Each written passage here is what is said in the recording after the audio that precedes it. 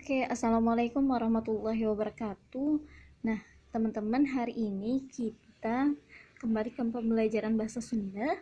Bulis mau menjelaskan nih tentang gaya bahasa yang ada di halaman 89 atau bab 7. Teman-teman, di sini ada 3 gaya bahasa. Boleh jelasin satu-satu ya. Yang pertama ada gaya bahasa hiperbola atau rarahulan dalam bahasa Sundanya. Gaya bahasa hiperbola ini adalah gaya bahasa yang menyampaikan ungkapan kalimat yang tidak mungkin terjadi atau dilebih-lebihkan. Jadi dilebih-lebihkan ngomongnya. Misalnya, ayakutu mani sagede, ayakutu mani sagede munding. Munding itu kan kerbau ya. Ada kutu sebesar kerbau, mungkin nggak? Enggak ya, enggak mungkin, tapi dilebih-lebihkan. Gede banget, tapi dibilangnya segede kerbau. Jadi berlebihan. Terus yang kedua ada sora nu ngajerit mani maratan langit. Suara yang berteriak sampai ke langit. Kedengeran sampai ke langit. Mungkin enggak? Berarti itu saking kencengnya. Suara nu ngajerit mani maratan langit. Suara yang berteriak, suaranya nyampe ke langit, kedengaran sampai ke langit. Mungkin enggak kan ya?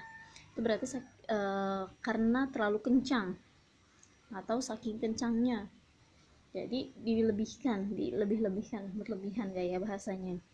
Itu hiperbola. Nah, kalau yang kedua gaya bahasa kadalon.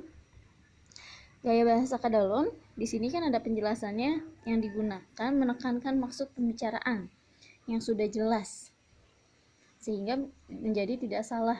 Bukan menjadi salah di sini, menjadi tidak salah. Jadi kita lihat di belakangnya di halaman 90-nya. Di sini monyet teh naik ka luhur. Kalau naik pasti ke luhur, atau kalau naik pasti ke atas, nggak mungkin naik ke bawah. Jadi udah ada kata naik, diperjelas lagi pakai kata ke luhur, atau sudah ada kata ke atas, diperjelas lagi pakai kata naik.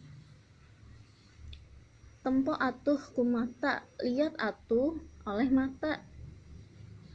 Lihat oleh mata. Kalau lihat pasti emang pakai mata. Jadi diperjelas lagi katanya, kalimatnya diperjelas, lebih perjelas lagi. Naik pasti ke atas, kalau melihat pasti pakai mata, kalau ditendang, disepak itu kan ditendang ya, pasti pakai kaki, suku itu kaki.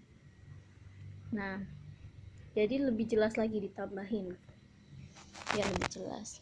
Yang ketiga terakhir gaya bahasa sindir atau silip atau alegori. Gaya bahasa ini menyampaikan maksud dengan menyindir tidak langsung kepada hal yang dimaksud. Contohnya, cicing atuh ulah kawas cacing kepanasan. Maksudnya diam, jangan kayak cacing kepanasan. Menyindir tapi secara tidak langsung. Kenapa cacing kepanasan? Kalau cacing kepanasan kan nggak bisa diam tuh. Jadi disuruh diem, jangan kayak cacing kepanasan. Terus ada lagi nomor 3, si Adun mah sok kokolot begok. Si Adun mah sudah kayak pemimpin kerak, sok tahu maksudnya. Jadi nyindirnya seperti itu. Nah, kemudian di sini selanjutnya di halaman selanjutnya halaman 91 ada tugasnya. Tentukan gaya bahasanya dari kata-kata di atas. Contoh nomor 1, gaya bahasanya apa sih? Termasuk ke yang mana? Hiperbola, alegori, atau ke satu lagi gaya bahasa pleonasme atau kadalon. Ini nanti dipilih, ada 5 soal. Satu lagi, Bulis mau minta tolong teman-teman untuk baca yang bab 7 halaman pertama. Halaman 81. Di sini ada ngadegna kota Depok. Boleh contohin cara bacanya ya. Ngadegna kota Depok. Awal abad 17, saudagar Belanda Cornelis Castelli meuli tanah di Depok nu statusna partikelir. Lepas tina kekuasaan Belanda, Cornelis Castelli jadi tuan tanah nu ngajadikeun Depok boga pamarentahan sorangan lepas tina campur tangan luar.